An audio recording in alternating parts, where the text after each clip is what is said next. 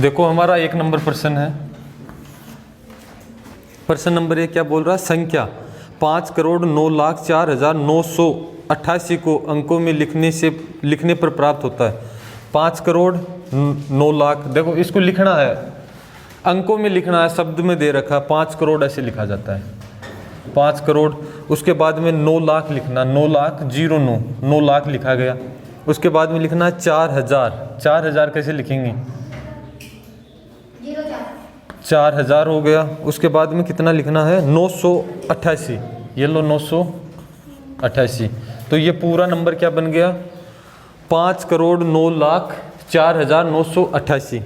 कौन से वाले ऑप्शन में आ रहा है? ये वाला देखो, option number 9,4,400, option number D में आ रहा है ऐसा, है ना। चलो 2 नंबर प्रश्न है उसको देखते हैं। 2 नंबर क्वेश्चन क्या बोल रहा है? 2 नंबर प्रश्न बोल रहा है एक गांव की कुल जनसंख्या 78,692 है। कितनी है? 78,692। ठीक है जी। इनमें से 29,642 पुरुष है। ये कुल जनसंख्या, उसमें से 29,642 कौन है? 29,642 ये है पुरुष। ठीक। और 28,167 महिलाएं हैं तथा शेष बच्चे हैं। 28,167 महिला है, कुछ बच्चे भी है। प्रश्न बोल रहा तो बच्चों की संख्या कितनी है? कैसे निकालेंगे बच्चों की संख्या? मैंने ये क्वेश्चन लिखा पूरा, ये है टोटल, है ना। अब बच्चों की संख्या निकालेंगे। बच्चों की संख्या कैसे? पहले मैं इन 2 का जोड़ करता हूँ, मेरे को इनका प्लस करते पता लगेगा कि गांव में पुरुष और महिलाएं कितनी हैं। प्लस लगाते हैं, 9 हो गया, 0 7 8, है ना, 8 हो गया, ये 8 दूनी 16 17, 7 और 5, ये टोटल कौन है? पुरुष और महिलाएं आ गई, है ना। और कुल गांव की जनसंख्या कितनी है? 78,692। तो लिखो 78,692, इसमें से 57,809 माइनस कर दो। कर दिया माइनस। 12 में से 9 गया, 3 8, है ना। 16 में से 8 गया, 8 बच गया, 0 बच गया, 2 बच गया। तो ये कितने हैं? 20,883। ये कौन हो गए? बच्चे हो गए। ये आ गए हमारे बच्चे। इस गांव में इतने बच्चे हैं, 20,888। कौन से वाले में आ रहा है? 20,888, 88 तो आई नहीं, हाँ सॉरी 88 नहीं, 83, 20,883, 83, 20,000, ऑप्शन नंबर ए में आ रहा है ऐसा। चलो ठीक है ना। चलो नेक्स्ट वाला प्रश्न करते हैं। प्रश्न नंबर 3 बोल रहा है निम्न में से कौन सा कथन सही है? ऑप्शन नंबर ए दे रखा है, बोल रहा है एक अभाज्य संख्या नहीं है। सही बात है, ये तो सही पूछ रहा है ना, तो ये ए ऑप्शन सही बात है। ठीक है, एक अभाज्य नंबर नहीं होता, लिखवाया हुआ है मेरा, एक भाज्य भी नहीं होता और अभाज्य भी नहीं होता। सही बात है ना। और दूसरा ऑप्शन देखता हूँ मैं, एक अभाज्य संख्या है, तो बी ऑप्शन क्या है? गलत है। ए सही मिला मेरे को, बी वाला ऑप्शन गलत है। सी वाला देखता हूँ, एक संयुक्त संख्या है, नहीं है ये भी, है ना, सी ऑप्शन भी गलत है। डी ऑप्शन देखता हूँ, 2 अभाज्य संख्या नहीं है, 2 तो अभाज्य संख्या है, सबसे छोटी अभाज्य संख्या, तो डी ऑप्शन भी क्या है? गलत है। तो इसका मतलब क्या हुआ? Option number A. तीसरे में क्या उत्तर आया? Option number A. बोलो कोई बात है तो। पहला ऑप्शन बोल रहा है एक अभाज्य संख्या नहीं है, तो सही बात है ना, ये तो पूछ रहा प्रश्न, तो बात सही है ये। आगे देखते हैं प्रश्न नंबर 4। प्रश्न नंबर 4 है 3.4625, ये वाला नंबर है।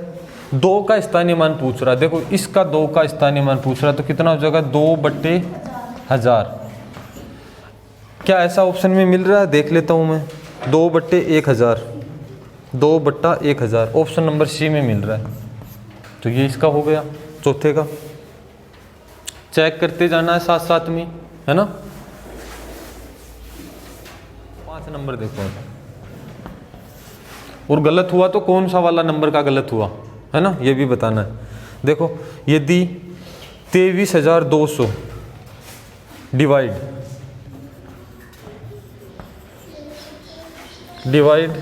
145 किसके बराबर है, 160 के बराबर है। आगे हमारे से बोल रहा है 232 डिवाइड 101.45 बराबर है। ये वाला प्रश्न पूछ लिया, बोल रहा है ये किसके बराबर होगा, ये बताओ तुम। तो तुम देखो इसमें इसका डिवाइड लगाया किसके बराबर है, 160 के बराबर। कहने का मतलब इसको मैं ऐसे लिख सकता हूँ 23,200 बट्टा 145, भाग दिया तो 160 आया। इसमें देखो 232, इसमें भाग दिया 1.45 का, पॉइंट हटा दो पहले, तो कितना जीरो आया, 2 जीरो आया ना, 2 जीरो। ये सेम ही चीज़ तो है, तो उत्तर कितना आ गया, 160। अरे इसमें अगर डिवाइड दिया तो 160 आया, तो ये भी तो सेम ही नंबर बन गया। अब तो कितना आ गया, इसका भी 160 ही आ गया। कौन से में आ रहा है, 160 ऑप्शन नंबर ए में आ रहा है इसका। ठीक हो रहा है ना, चलो अच्छी बात है। 6 नंबर करता हूँ, 6 नंबर प्रश्न देखते हैं। 6 नंबर क्या बोल रहा है, 9 तथा 7 दोनों का एक उभयनिष्ठ गुणज संख्या ए है। 9 और 7 का उभयनिष्ठ गुणज जानते हो क्या होता है, दोनों से डिवाइड होना चाहिए, वो दोनों के टेबल में आना चाहिए, उसको बोलेंगे। ठीक है, ए है। संख्या 1200 तथा 1300 के बीच में है। ये नंबर भी किसके बीच में है, 1200 और 1300 के बीच में। देखो एक तरीका तो क्या है, जो ये 9 है और 7 है ना, इसका मल्टीप्लाई लगाओ, 9 5 45, 9 6 54, 63, 63 आया, है ना। अब जो ये ए ऑप्शन है, इसमें इसका डिवाइड लगा दो। देखो ये 1200, ये वाला नंबर 1200 1300 के बीच में है ना, नहीं है, तो ये ऑप्शन तो वैसे ही हट गया। हमारे को इसके बीच में चाहिए, 1200 और 1300 के बीच में, तो ये वाले ऑप्शन पे तो जाना ही नहीं है। बी ऑप्शन है 1260, क्या इसमें डिवाइड जा रहा है क्या, इसका है, करके देखा था, तो ये हो गया। ठीक है, फिर सी ऑप्शन है, इसमें 1206 में नहीं जा रहा है ना, इसमें डिवाइड करेंगे ना इसका 63 का, तो नहीं जाएगा। फिर एक डी ऑप्शन है 1266, इसमें जा रहा है क्या, नहीं जा रहा है ना, इसमें भी नहीं जा रहा, तो ये भी कट हो गया। तो इसमें डिवाइड जाएगा किसका, 63 का। इसमें डिवाइड जा रहा, तो ये क्या है, दोनों का भी डिवाइड जाएगा, इसमें जाएगा, तो ये क्या है, इन दोनों का उभयनिष्ठ गुणज है। तो ए बराबर कितना हो गया, 1260, 1260। ये बोल रहा है, हर्षिता ने बोला कि 20 बार जा रहा है सर इसमें डिवाइड। इसमें अगर डिवाइड लगाएंगे ना 1260 में, है ना, तो कितनी बार गया, 20 बार डिवाइड गया, इसका 20 बार चला गया। 63 दूनी कितना होता है, 126, एक जीरो और लगा दो ये वाला, तो 20 बार गया ये। ठीक, तो ये वाला ऑप्शन हो गया, ऑप्शन नंबर बी है इसका। हो गया था ना ये, तो सही। ठीक है, या फिर ये काम ऐसे करते, हम किस किस का लगाते, 9 का डिवाइड लगाते और 7 का लगाते, ऐसा करके भी चेक कर सकते थे। 9 के लिए तो अंकों का योग कितना होना चाहिए, 9 होना चाहिए। 7 के लिए हम डिवाइड लगा लेते, क्योंकि अभाज्य उसका रूल थोड़ा सा अलग ही है, तो इसकी वजह तो डिवाइड लगा के देख लो उसका 7 का, है ना, तो वो 7 का हो जाता। प्रश्न नंबर 7 है, प्रश्न नंबर 7 बोल रहा संख्या 14 और 28 का HCF 14 है, इनका एलसीएम कितना होगा। देखो 14 और 28 है, इनका HCF तो बोल रहा है कितना है, 14 है। एलसीएम पूछ रहा है, इनका एलसीएम कितना होगा। चलो एक फॉर्मूला होता है, क्या होता है, एलसीएम गुणा HCF बराबर क्या, पहली संख्या गुणा दूसरी संख्या, ये एक फॉर्मूला होता है। दोनों संख्याएं दे रखी है, यहाँ पे रख दो 14 गुणा 28। एलसीएम तो पूछा है, HCF 14 दे रखा है, तो ये 14 यहाँ इधर किस में आ जाएगा, डिवाइड में आ जाएगा, तो 14 गुणा 28 बट्टे 14, 14 से 14 कट गया, कितना आया? एलसीएम कितना आ गया? 28। तो यही आंसर हो गया 28। एलसीएम पूछा था, एलसीएम 28 आ गया। आ रहा ए नंबर ऑप्शन में। ओके, चलते हैं उससे आगे वाले प्रश्न पे, मिटाता जा रहा हूँ।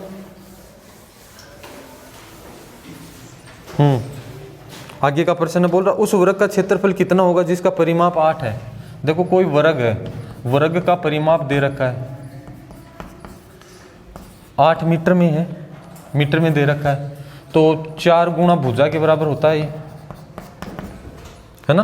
8 नंबर प्रश्न है, 8 के बराबर है, तो भुजा कितनी आ गई इससे? 8/4 काट दिया, कितना? 2 आ गई, 2 मीटर में आ गई। अब बोल रहा है उसका क्षेत्रफल बताना है। क्षेत्रफल कैसे निकालेंगे? क्षेत्रफल बराबर क्या करेंगे हम? भुजा स्क्वायर, 2 गुना 2 बराबर कितना आ गया? 4 वर्ग मीटर, 4 वर्ग मीटर।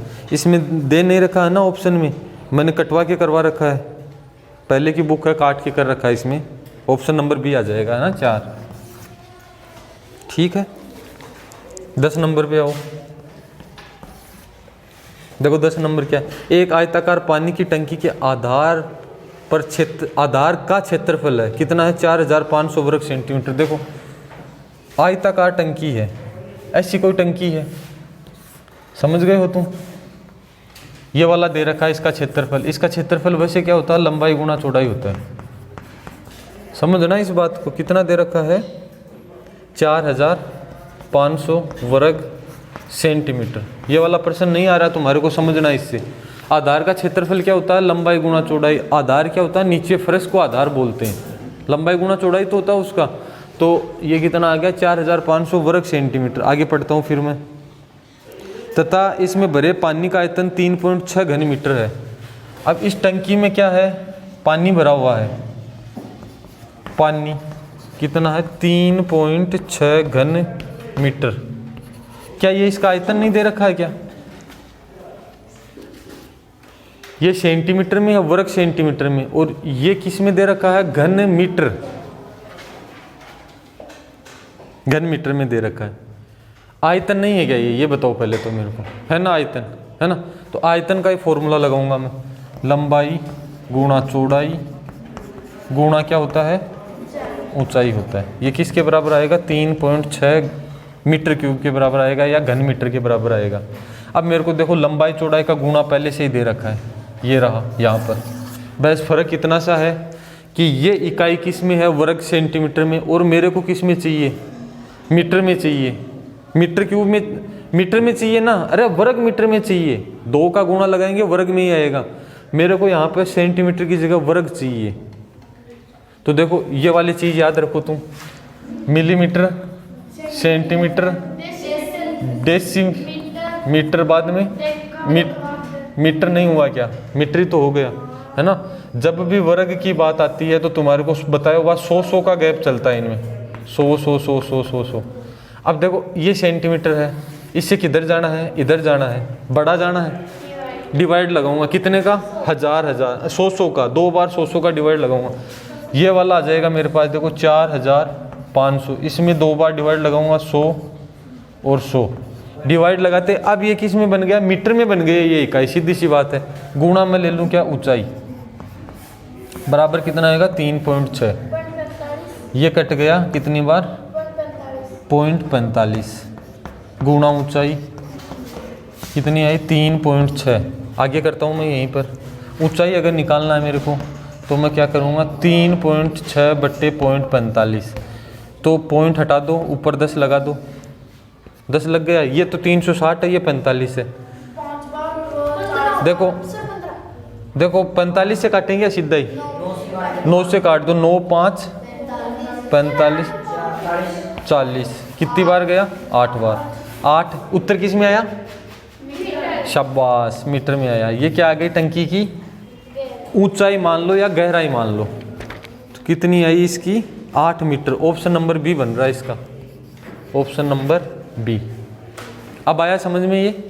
हाँ, कहाँ गड़बड़ हुई थी? इस प्रश्न में होती है तुम्हारे गड़बड़, बहुत बार बता चुका हूँ। ऐसे सोचना है हमारे को, फिर हो जाएगा सही। 10 क्वेश्चन हो गए, 11 नंबर पे आते हैं। 11 नंबर प्रश्न क्या बोल रहा है? बोल रहा एक बस नई दिल्ली से 9:10 पर चली, 9:10, और कब चली? चलना आरंभ किया, प्रातः की बात है ये।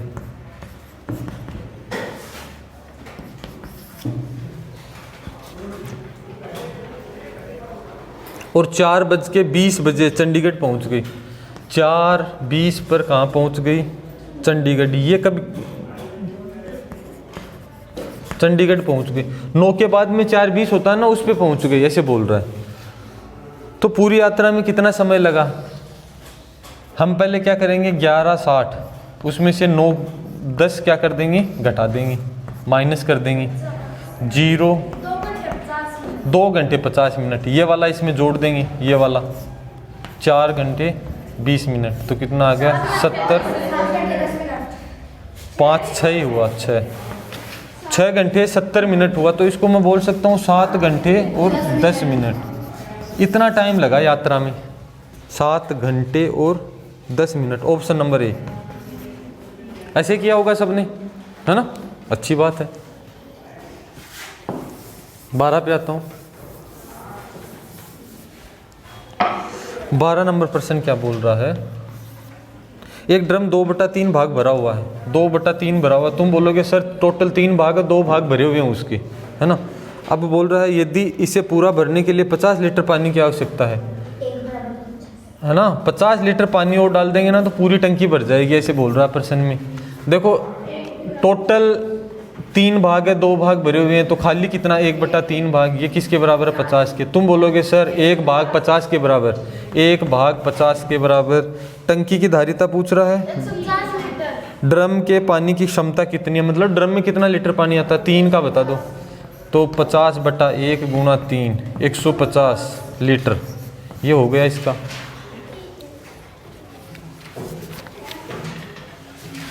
कौन से वाले में? ए ऑप्शन आ रहा है इसका, है ना? चलो नंबर 13 पे आते हैं।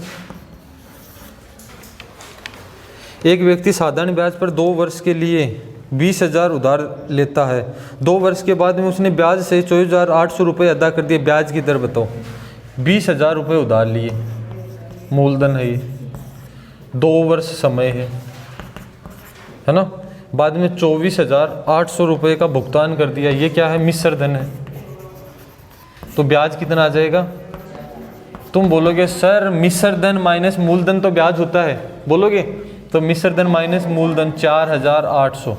दर निकाल सकते हैं, दर ही पूछ रहा प्रश्न में। दर बराबर ब्याज गुणा 100 बट्टे मूलधन, मूलधन 20,000 गुणा समय 2 है। देखो 4 0 है, 2 इधर 2 इधर, पूरी काट दो 4। अब देखो इससे काटो कितनी बार? 24 दूनी 48, कितनी बार? 12 बार। तो 12% की दर लगाई उसकी, 12% की रेट लगी उसकी। 12% का मतलब क्या हो गया?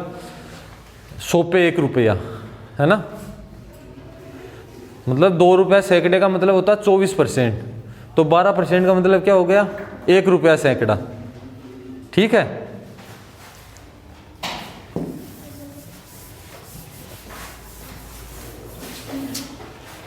हाँ आगे देखो 14 नंबर प्रश्न। 11 - 5 गुणा 12 + 13 + 18 - 11 - 5। ये मजला, ये बड़ा। ओके, सबसे पहले इसको तो हल कर दो, कोई दिक्कत नहीं, अलग का अलग ही पड़ा है। 6 आ गया गुणा बड़ा कोष्टक लिखो 12 प्लस मजला कोष्टक लिखो 13 प्लस। अब इसको मैं साथ में हल करूंगा पूरा। देखो सबसे पहले बार हल करूंगा। 11 - 5 कितना होता है? 6। तो 18 - 6 कितना हो गया? 12। तो प्लस 12। ये लो ब्रैकेट्स पूरा हल कर लिया हमने। मजला बच गया, बड़ा बच गया। चलो आगे 6 गुणा बड़ा ब्रैकेट्स 12 प्लस 12 दूनी 24, 25 हुआ ना। ये लो उससे आगे 6 गुणा ये कितना हो गया? 7, 37। ये है 2 2 2 222। 222 ऑप्शन नंबर सी में मिल रहा है ऐसा। सबका सही गया है। 15 नंबर पे आओ। 15 नंबर प्रश्न बोल रहा है 18% छूट देने के, हाँ बढ़िया प्रश्न है देखो 15 नंबर। 18% छूट देने के बाद एक वॉशिंग मशीन 13,489 में मिलती है। देखो 100 रुपये की, मैं परसेंट के अनुसार चल रहा हूँ, अगर 100% की कोई चीज़ है उस पर 18% की छूट दे दी तब कितना मूल्य बन गया उसका? 82 है ना, 82 बन गया। ये छूट दे दी, माइनस कर दिया हमने। 82% बोल रहा है किसके बराबर? 13,489 के बराबर है। क्यों है? क्योंकि बोल रहा है कोई वॉशिंग मशीन थी उस पर 12% की छूट दे दी तब इतने रुपए की मिली वो, तो ये 82% के बराबर है। वॉशिंग मशीन का अंकित मूल्य किसके बराबर? 100 के बराबर। निकाल दो बस, हो गया 100%। वैल्यू निकालनी बट्टे 82 गुणा 100। अब इसको काटोगे तो कितना आ जाएगा? 16,450। काट लिया होगा सबने, है ना? 16,450 ऑप्शन नंबर सी। ओके चलो तो 16 पे आते हैं।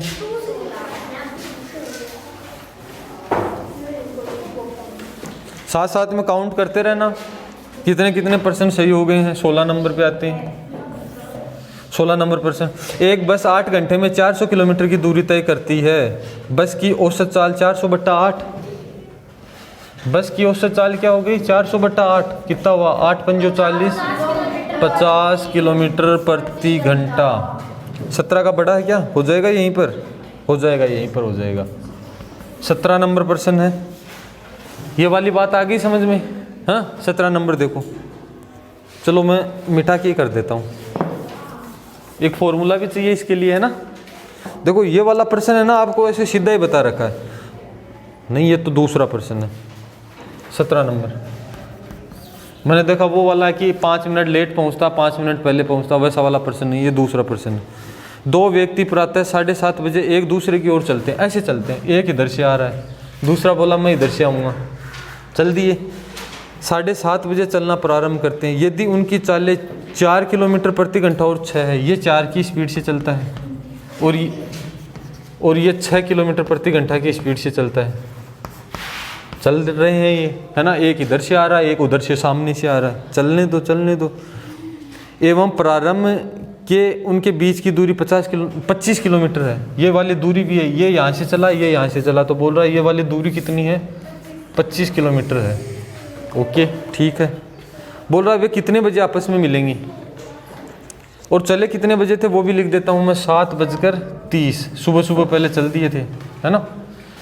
बोल रहा कितना समय लगेगा, दोनों आपस में कब आके मिल जाएंगे? तो मैं बोलूँगा टोटल दूरी तय करेंगे 25 किलोमीटर की, और चाल कितनी रहेगी उनकी? अब देखो आमने सामने आ रहे हैं, इसका मतलब ये और ये चाल जुड़ जाएगी, मतलब हर एक घंटे में 10-10 किलोमीटर की दूरी तय हो रही है। तो मैं क्या करूँगा, जोड़ दूंगा दोनों को। 10 6 + 4 कितना हो गया? 10। तो ये क्या हो गया? किलोमीटर प्रति घंटा। इस चाल से आएंगे वो सामने, समझ गए बात को? तो इसमें उत्तर हाँ ठीक आ जाएगा, हावर्स में आ जाएगा। देखो 2 घंटे, देखो सीधा ही डिवाइड लगा दूंगा, तो इसका मतलब क्या हुआ? 2.5 घंटे। मतलब इसको बोल सकते हैं 2 सही 1/2 घंटे, 2.5 घंटे। 2 घंटे 30। 7:30 से आधा घंटा जोड़ा, 8 बज गए। 8 से फिर 2 घंटे और 10 बजेंगे। मतलब 7:30 में हम क्या जोड़ेंगे? 2 सही 1/2 घंटे जोड़ेंगे, तो 10 बजे।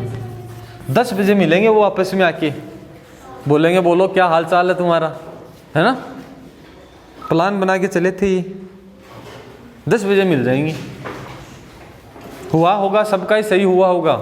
इसमें बस ये है मेन चीज़, चाल का जोड़। क्यों हुआ चाल का जोड़? समझ गए होंगे बस। तो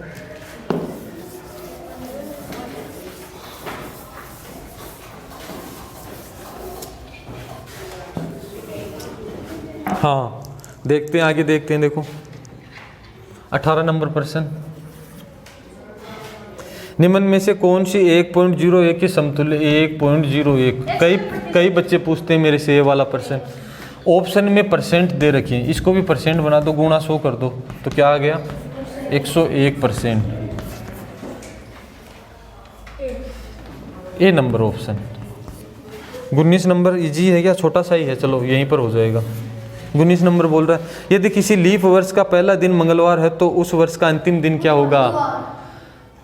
देखो एक चीज़ बता रखी है तुम्हारे को, देखो लीप वर्ष है एक है साधारण वर्ष। याद दिलाता हूँ मैं दोबारा से, है ना। जब हमने रीजनिंग पढ़ी थी ना उसमें मैंने बताया था जब साधारण वर्ष है, मान लो कि 1 जनवरी है, ऐसे करके बताया था 1 जनवरी को सोमवार है तो 31 दिसंबर इसको भी क्या होगा, सोमवार होगा। और इसके लिए मैंने क्या बताया था, एक फालतू जाता है ना। अगर 1 जनवरी को क्या है, सोमवार है, तो यहाँ पर क्या आ जाएगा, मंगलवार आ जाएगा। बताई थी ऐसी बात। तो ये वो वाला ही प्रश्न है, यहाँ पर आ गया। लीप वर्ष है, मंगलवार है, तो क्या आ जाएगा, बुधवार आ जाएगा। ऑप्शन नंबर ए में आ जाएगा, बुधवार हो जाएगा इसका। ये वाला किसका सही हुआ था, 19 नंबर। इसका मतलब याद रखते हो बातें तो, है ना, भूलते तो नहीं हो तुम। चलो 60 पे आते हैं, 20 पे आते हैं, 60 पे किसका, 20 पे आते हैं। किसी व्यापारी को रुपए 31 में कोई सामान बेचने पर 7% की हानि होती है। यदि वह सामान रुपए 35 में बेचे तो उसका कितना प्रतिशत लाभ होगा। देखो बोल रहा है अगर रुपए 31 में कोई सामान बेचता है तो उसको हानि होती कितने की, 7% की हानि होती है। समझ गए इतनी बात। विक्रय मूल्य हानि दे रखी है, तो 31 विक्रय मूल्य है तो मैं क्या करूँगा, 100 में से -7 कर दूंगा और गुणा 100 कर दूंगा, तो क्या आ जाएगा मेरे पास, क्रय मूल्य आ जाएगा। अरे आ जाएगा क्या ऐसे, क्रय मूल्य। तो 31 बट्टा ये कितना हो गया, 93 मल्टीप्लाई 100, कट रहा होगा, 3 बार कट रहा है, तो ये कितना हुआ, 100/3, या मैं बोल सकता हूँ 33.3333। तो यही रख लो एक बार, है ना। ये हमारा क्या है, क्रय मूल्य है। आगे प्रश्न में बोल रहा है अब यदि वह सामान किस में बेचे, 35 रुपये में बेचे तो उसे कितना प्रतिशत का लाभ होगा। तो देखो क्रय मूल्य है मेरे पास, विक्रय मूल्य फिर से बोला कितना है, 35 रुपये है, तो मैं क्या निकालूंगा, लाभ निकालूंगा। कैसे निकलेगा लाभ, सर 35 - 100/3 निकलेगा ऐसे। देखो एलसीएम लिया 3 हमने, कितनी बार गया, 105 - 100, तो ये लाभ आ गया हमारे पास। इधर करते हैं आप, लाभ हमारे पास कितना आया, 105/3, 105/3। लाभ प्रतिशत कैसे निकलता है, अरे सॉरी 5/3 नहीं आया।